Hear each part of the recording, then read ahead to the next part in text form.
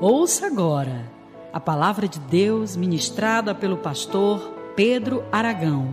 Uma mensagem que pode mudar a sua vida.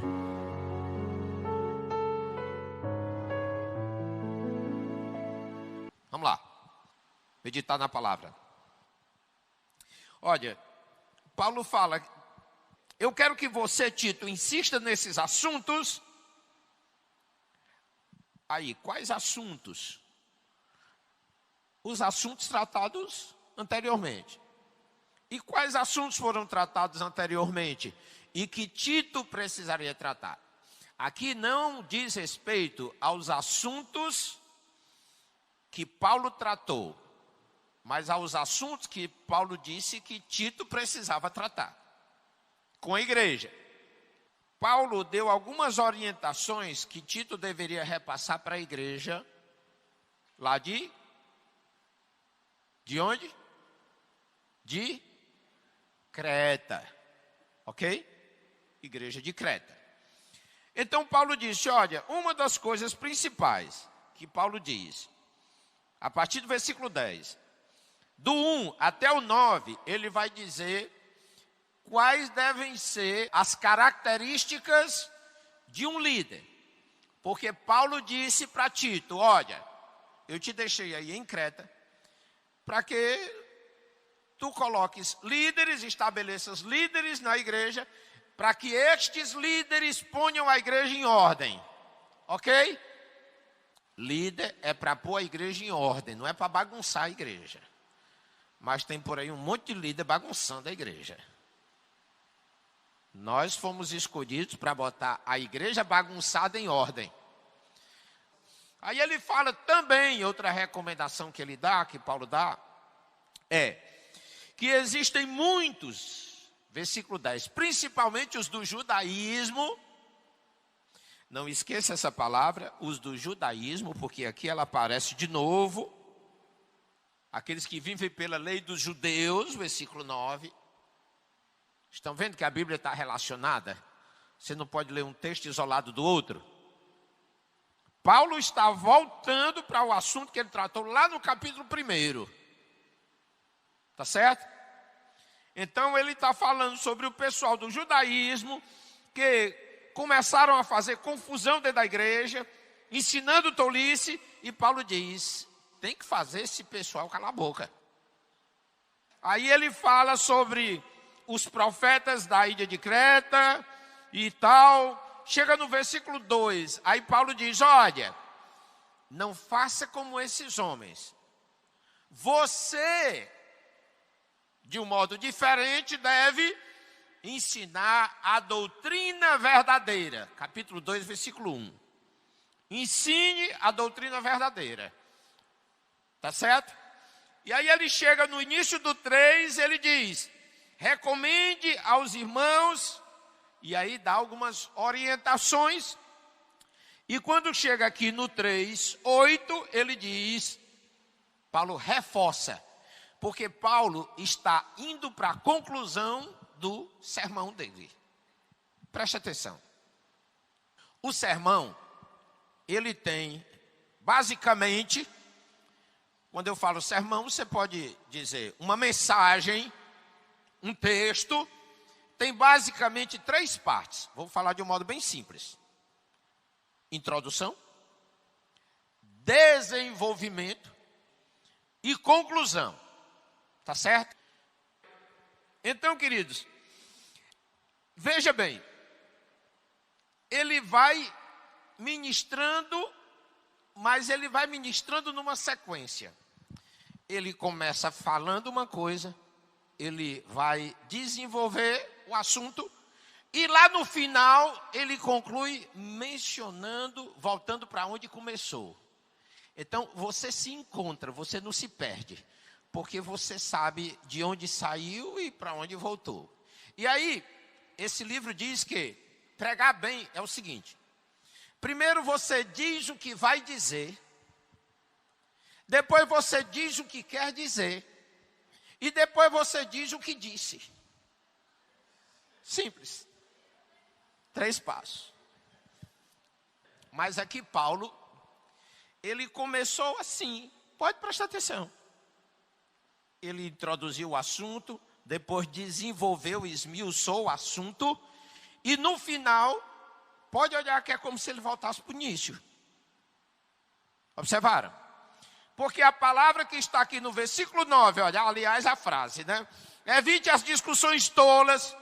No capítulo 1, ele diz, olha, repreende o pessoal que fica batendo boca e discutindo besteira dentro da igreja. Ele voltou. Então, Paulo começou dizendo sobre que assunto ele ia tratar. E depois ele disse, olha, o que eu falei foi isso. Aí ele dá um fechamento, que é a conclusão. Então ele diz, insista nesses assuntos, para que os que creem em Deus se interessem em usar o seu tempo fazendo bem, não é falando bem. Hoje nós temos muita gente que usa o tempo falando bem, mas fazendo o bem está em falta. Ou seja, nós temos hoje uma igreja, nós temos hoje um estilo de crente que fala muito, mas vive pouco. A vida dele não respalda o que ele diz.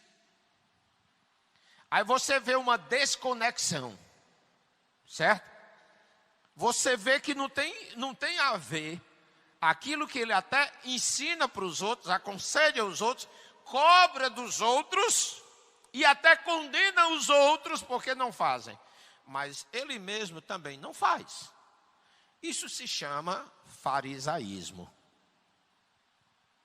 Farisaísmo. Jesus disse, ó, vocês botam fardos pesados sobre os homens, mas vocês não querem carregá-los. E aí Jesus diz, ai de vós. Então, meus amados, nós temos que entender que aqui Paulo está desafiando a nós como servos de Deus, a Tito, a igreja de Creta, mas também a igreja de Cristo na Maraponga. Paulo está nos desafiando como servos de Deus a fazer o bem. Um evangelho que seja palpável, visível, que seja experimentável. Tá certo? Porque, meus amados, eu nem preciso insistir nisso. Nós bem sabemos como é que está por aí. É muita conversa e pouca vida.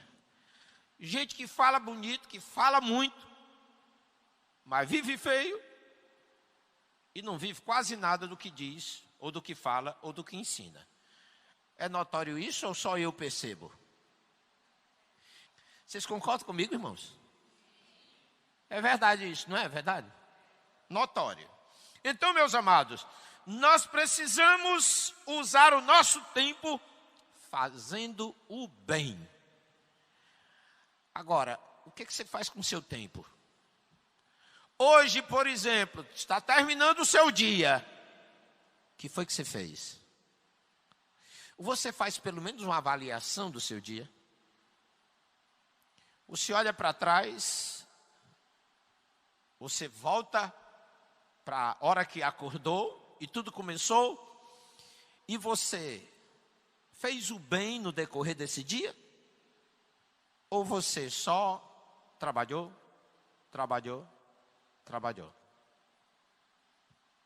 Agora, isso não é mal. Mas aqui, quando a Bíblia diz sobre fazer o bem, não é fazer o bem a si mesmo. A Bíblia nos desafia a uma vida que, antes de tudo, nós façamos o bem aos outros. E não só a nós mesmos. Quando nós fazemos o bem a nós mesmos, isso se chama egoísmo. Quando nós fazemos o bem aos outros, isso se chama amor. E nós fomos desafiados por Jesus, que nos deu o exemplo a viver uma vida de amor. E para amar, você tem que negar a si mesmo. Não tem como amar se autocentralizando. Tá certo? Não tem como você amar pensando só em você, você primeiro. Não dá.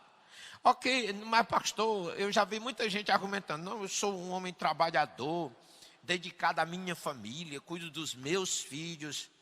Meu amado, você está ainda cuidando só do que é seu. Nós fomos salvos para cuidar do bem dos outros, não só o nosso próprio bem. Quem vive cuidando só de si mesmo, nem tem características de alguém genuinamente convertido. Porque a primeira coisa que Jesus disse, se alguém quiser ser meu discípulo, a primeira coisa, negue-se a si mesmo. A primeira coisa que ele disse não foi leia a Bíblia. Vá para a igreja. Faça a oração. Não foi. Ainda que tudo isso seja extremamente importante, a primeira coisa que ele disse foi, negue-se a si mesmo. Se você não consegue viver para o bem dos outros, você não está negando a si mesmo. E se você não está negando a si mesmo, você ainda não entendeu o que é de fato ser um discípulo de Jesus. Porque o exemplo de Jesus abandonou sua glória, seu reino, seu trono, seu pai, e veio para cá, para se preocupar conosco, com os nossos problemas, com os nossos dilemas, com o nosso pecado. Ele que era santo, veio para cá para se misturar com pecadores, porque ele não priorizou a si mesmo, ele priorizou aqueles que precisavam dele. E você, como é que está vivendo? Houve algum tempo no decorrer do seu dia que você priorizou alguém? Que você parou para fazer o bem? Que não foi só para você? Houve algum momento que não foi exclusivamente seu? Irmãos, às vezes pode ser só uma oração por alguém. Só uma oração por alguém. Às vezes não são atos grandiosos que precisamos fazer. Às vezes é só uma oração por alguém. Às vezes é só um sorriso para alguém. Às vezes é só um Deus te abençoe. Meus amados, nós não podemos dizer, esse aqui é bom, eu vou fazer o bem a ele. Esse aqui é mau, não faço o bem a ele. A Bíblia diz que Deus derrama as suas bênçãos sobre os maus e os bons, sobre os justos e os injustos. Então, nós temos que repensar, amados. Ele diz, façam o bem, use o seu tempo fazendo o bem, porque isso é bom e útil a todos. Quando a gente faz o bem, a gente muda o mundo. Você quer mudar o mundo? Irmãos, a única coisa que muda o mundo é fazer o bem. É ser útil, que a sua vida possa beneficiar a vida dos outros. O mundo ensina o seguinte, você tem que fazer sucesso. Fazer sucesso significa obtenha todos os benefícios para a sua própria vida. Jesus disse assim, esqueça a sua vida, sacrifique a sua vida e faça o bem aos outros. Só assim você será verdadeiramente útil. Só assim você será verdadeiramente útil. Sabe, nós estamos precisando hoje de uns doidos assim que queiram mudar o mundo. E talvez você pense assim, mudar o mundo? Irmãos, eu mudei o mundo. Quando eu decidi mudar minha vida e Jesus me ajudou a fazer isso, eu mudei o mundo não é mais o mesmo. Porque antes de mudar, irmãos, eu via o mundo amargo. Eu via o mundo mal. O mundo para mim não era colorido, era cinzento.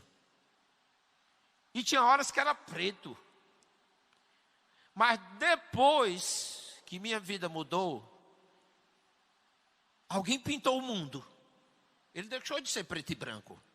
Eu ainda vejo preto. Mas eu vejo as outras cores também.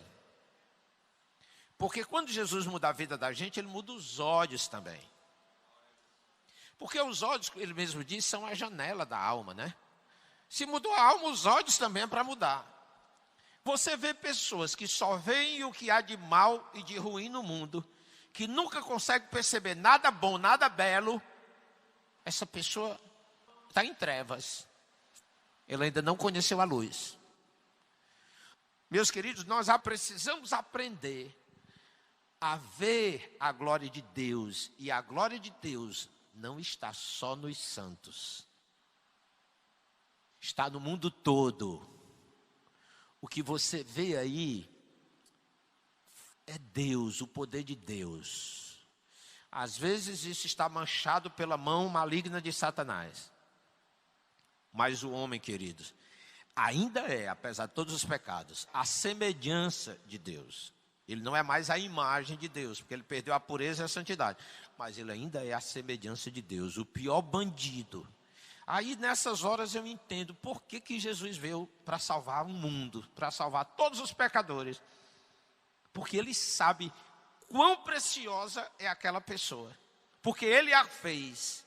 E ele sabe quão magnífica é aquela pessoa. E às vezes, irmãos, nós não conseguimos ver isso nem nos nossos irmãos.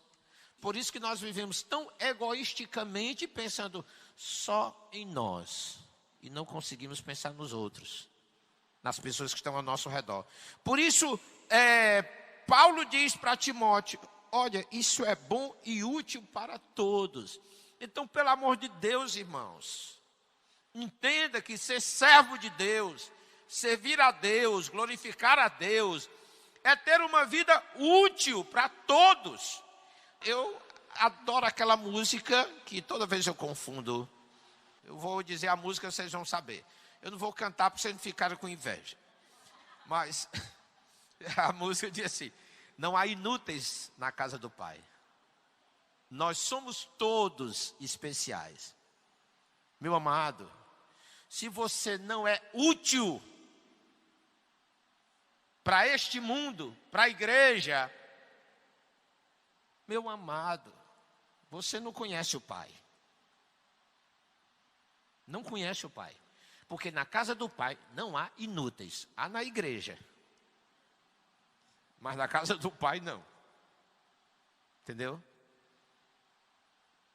Todos na casa do Pai são úteis e são especiais. Você não pode se conformar com uma vida inútil. Em que você está fazendo diferença no mundo? Em que você está fazendo diferença na sua casa, na sua família? Você não pode continuar vivendo assim. E aí no versículo 9, ele diz, Tito, procura usar o teu tempo fazendo bem, porque isso é bom e é útil a todos. Mas, aí aqui esse mais, né, conjunção adversativa. Ele disse o que deve fazer, mas agora ele vai dizer o que não fazer. E ele usa um verbo que é muito adequado, né? Muito próprio para as negações. Evite as discussões tolas.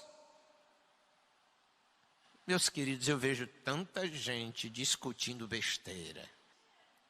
Jesus vai voltar antes da igreja ser arrebatada ou depois da igreja ser arrebatada?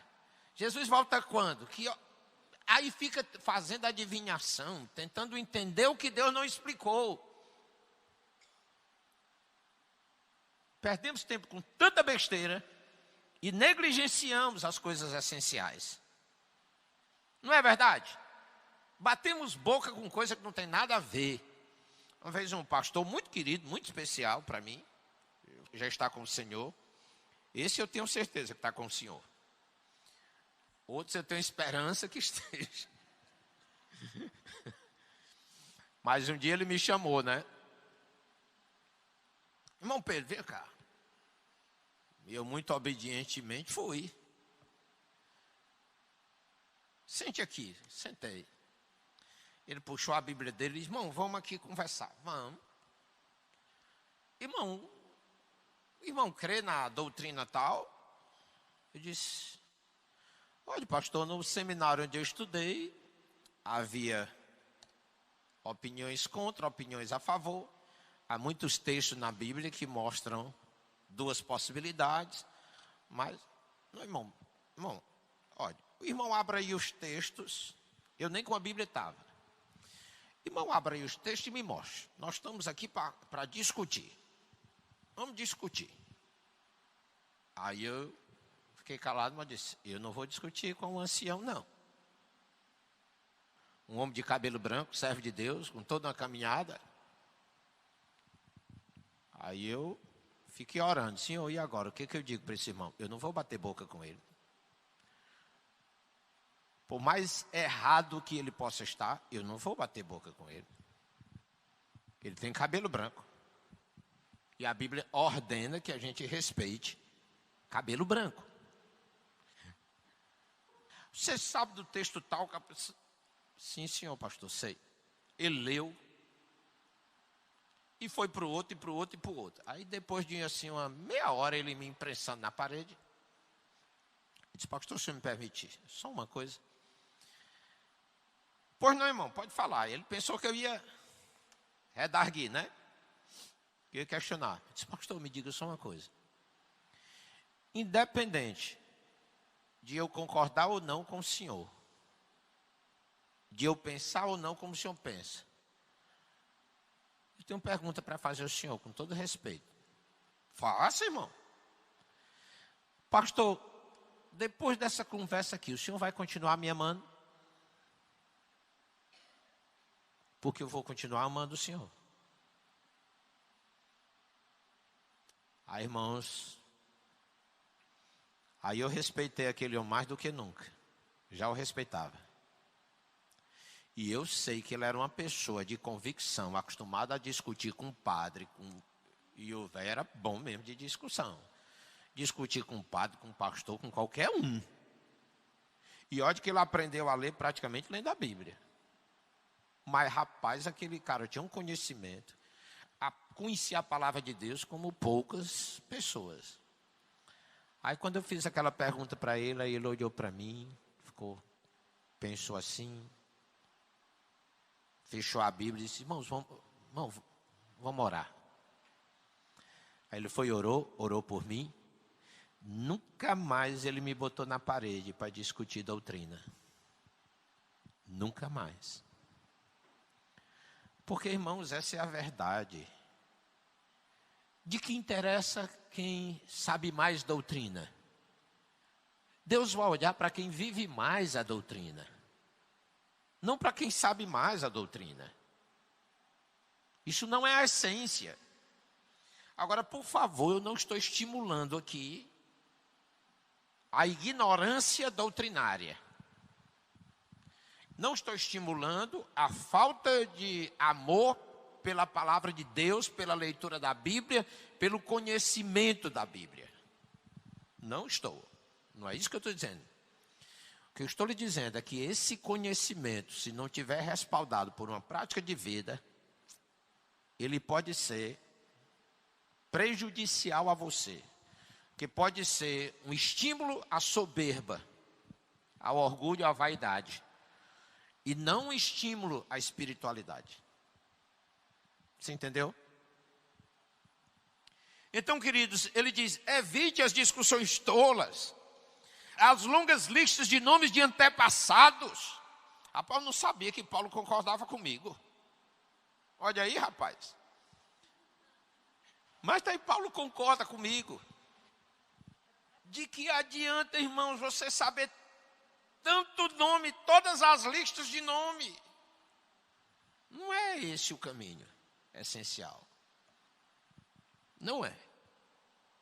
Ele diz, evite as discussões tolas, as longas listas de nomes de antepassados. Aí que Jacó gerou José, que gerou Mané, que gerou Zé, que gerou o Pedro. E lá vai. Irmãos, a gente lê com medo de pecar. Mas a gente lê só por obrigação, doido para se acabar logo. E ainda tem irmão que quer justificar isso, né? Mas, irmãos, isso aí é história para judeu. Nós não somos judeus. Ele disse, ó, evita as longas listas de nomes de antepassados, as brigas e os debates a respeito da lei dos judeus. Tem gente que briga pela lei dos judeus achando que é lei de Deus. Infelizmente o povo de Deus, começando pelos pastores, não sabe a diferença entre a lei de Deus e a lei dos judeus. Agora existem os dois extremos, né?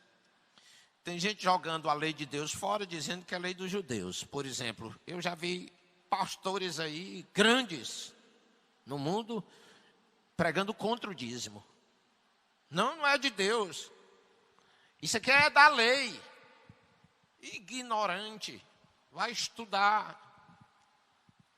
Dízimo não é da lei. Primeiro, a primeira pessoa que deu o dízimo, quem foi? Abraão. Não existia ainda a lei. A lei foi dada lá no Monte Sinai para Moisés. Então Abraão deu o dízimo antes da lei. Quando a lei nem existia. Então não é da lei. Aí alguém pode dizer, mas Jesus já passou. Não.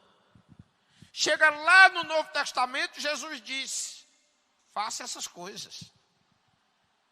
Sem deixar de fazer outras. Então Jesus não tirou, não, o dízimo. Dízimo é lei de Deus. Não é lei dos judeus. Tá certo? Agora o que é lei dos judeus? Aí é complicado, eu não vou explicar agora, mas só para você ter uma ideia. É lei do judeu que você não pode casar com outra mulher, a não ser que seja da sua família. E aí lá vai.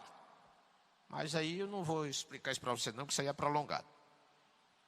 Senão a gente sai do tema. Então, brigas, debates a respeito da lei dos judeus.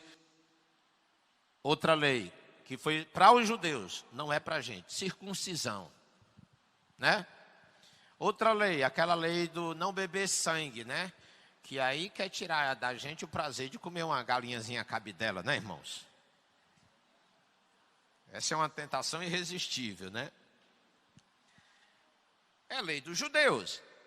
Ele diz, essas coisas são inúteis e sem valor para nós. Elas eram apenas símbolo e apenas para aquele momento e para aquele povo. Quando os gentios se converteram, os apóstolos se reuniram lá no livro de Atos, na igreja de Jerusalém, e disseram, nós não vamos exigir deles essas coisas, nem nós aguentamos essas leis, e não é justo que agora a gente imponha para eles. Ficou claro, queridos? Mas eu sei que a maioria dos irmãos ainda tem dúvidas sobre isso. Mas eu não posso falar sobre isso agora. Isso aí vai ser um outro estudo no momento certo. Os irmãos diferenciarem a lei de Deus da lei dos judeus. Porque, meus queridos, olha bem, o que é mais importante? Discutir doutrina ou manter a unidade do corpo de Cristo? Tem gente que divide a igreja por causa de uma doutrina. Aliás, quase 90% das divisões na igreja acontecem por causa de uma doutrina. Discordância doutrinária. Mas olha o que Paulo diz. Ele diz, se uma pessoa causar divisões entre os irmãos na fé, aconselhe essa pessoa uma ou duas vezes. E o que causa divisões? Essas coisas que ele menciona no versículo 9. Brigar por doutrina, brigar por coisa que Deus não exige de nós, que não é mais para a nossa realidade, para o nosso contexto. E aí vai. Mas olha aqui o alerta. Se uma pessoa causar divisões entre os irmãos na fé, aconselhe essa pessoa uma ou duas vezes, mas depois disso, não tenha mais nada a ver com ela. Aí os irmãos dizem assim, né? Os defensores do amor. Eles dizem assim, não, irmãos, nós não podemos menosprezar ninguém. Nós não podemos fazer acepção de pessoas. Nós temos que tratar todo mundo com amor. Irmão, presta atenção. Paulo diz assim, olha, lá em Coríntios, aqueles irmãos que se dizendo crente vivem desordenadamente, não receba na sua casa, não se una a ele, pelo contrário, se afaste dele. Aí ele acrescenta, ele diz assim, eu não estou falando dos incrédulos. Ou seja, o crente sem vergonha é um dano maior para a vida da gente quando a gente anda com ele do que como incrédulo. E Jesus falou sobre isso e viveu isso. Quem eram os crentes sem vergonha da época de Jesus? Os fariseus, os saduceus. Jesus preferia ir na casa de um ladrão de imposto, de uma prostituta, do que sentar com aqueles mestres da lei hipócritas. Jesus dizia para aquele tipo de gente: ai, ai, ai, ai. Para os pecadores, ele diz: vinde a mim todos vós que estáis cansados e sobrecarregados, eu vos aliviarei. Ele disse: vai e não peque mais, você está perdoada. Entendeu? Então, queridos, presta atenção e aprenda isso. E sabe quem ensinou isso, querido? Foi Deus, foi Paulo. Não é ensinamento meu, não. É do Senhor, de Jesus e de Paulo e de todos os apóstolos. Aí a Bíblia diz: e havia temor sobre toda a igreja, e a obra de Deus prosperava. Essas pessoas travam a obra de Deus, ela não vai para frente enquanto tiver povoada de crente sem futuro. Ou a igreja tem peneira, ou ela não sobe.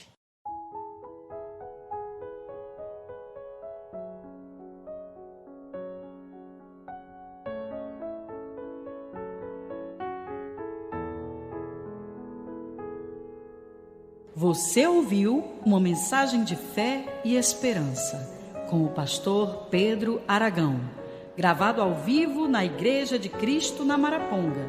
Aguardamos você e sua família, domingo às 18 horas, na Avenida Benjamin Brasil 1137, Maraponga, Fortaleza, Ceará.